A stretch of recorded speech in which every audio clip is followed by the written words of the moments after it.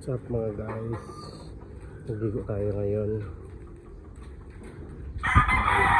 Ating black SBR. So pinunggusan natin, tinanggalan natin ng palong kasi pikog na tumba. So tatabunan yung mata. Nagligo tayo. Ating halsey gray. Tapos yung ating Boston Roundhead gray. Nagligo tayo.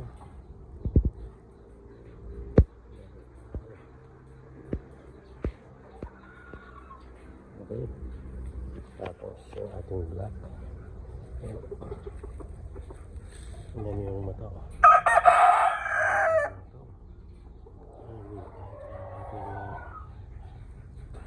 Hatch. Tignan natin. Ipulits natin. Gusto na mga itlog yan. Pero huwag mo na ngayon.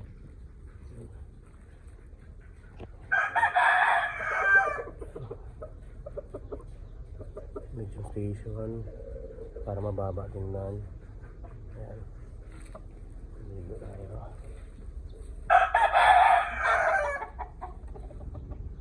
Ayan yung ating Euroleg hatch.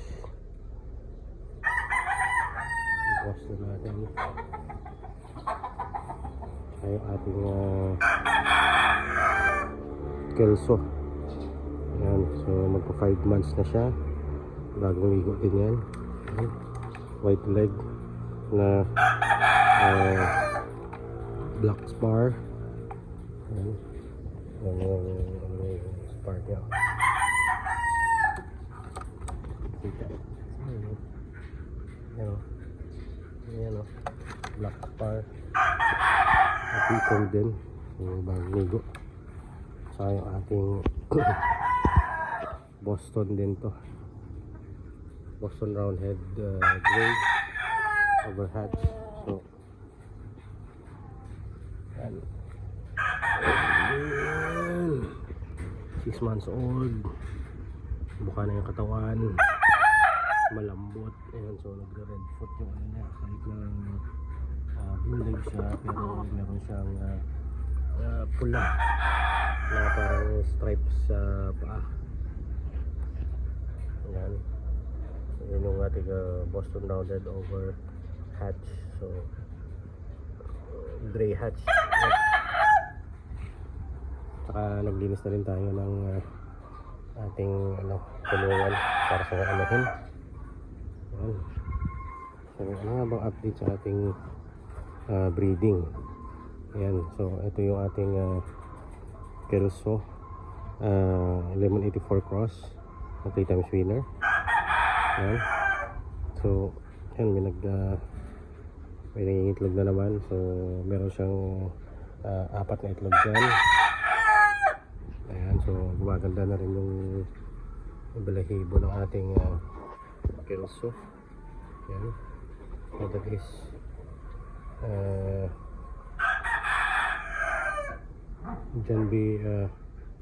John Bishop Kelso over pumpkin sweater yan. Ayan. So maganda na rin yung balahibo niya. Tingnan mo naman ditong bulto, hindi mahaba, sakto lang. Ayan. Meron na rin siyang 4 na itlog dyan. Saka yung ating blue band claret.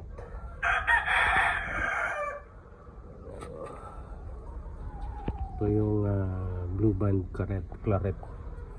So maraming hindi nakakaalam ng bloodline ng blue band. So marami ng causes yan. Ito ay isang purong blue band claret. Ganda. Meron na rin siyang itlog dyan. 3, mag-aapat na rin yan. Yan, so yun lang ang update sa ating backyard farm. At saka meron tayo itong sisiyo. So tinanggalan ko na ng ilaw kasi medyo na papasok na sila ng 6 to 7 days. Hindi na rin sila masyadong lalamig. So pag gabi yung binababa ko lang to, tapos may ilaw sila pag gabi.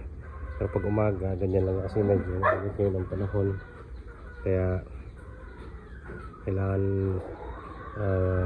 tsaka paggabi medyo malamig kaya tinatakpan natin. Ito, hindi na ito tinatakpan. Bukas lang ito. Tapos ito, may takip ito. Yan, so, yan, relax sila ngayon. Hindi sila yung nilalamig or ano. Kasi pag nilalamig kasi ang sisyo, pupunta sila sa isang sulok at mag-iipon-ipon sila dun. So, ito naman, hindi naman sila, yan, tingnan mo. Yan. Kaya may kakain na naman yan. So, meron tayong crumble from Thunderbird. At tapos meron tayong electrogen. Yan. So, yan yung vitamin C na electrogen. At saka update nga pa sa ating pinapapisang itlog. Wala pa rin. Hindi pa. So, ano ba to? Sa dapat 5, 6, 7, 10, 11, 12, 14. Yan, so 14 tama, 14 pirasong itlog. So halo-halo na yan. Meron na ding peche yan. So sana cross finger makapagpapisa. So yan lang update ngayon kasi mainit ngayon so kailangan liguan.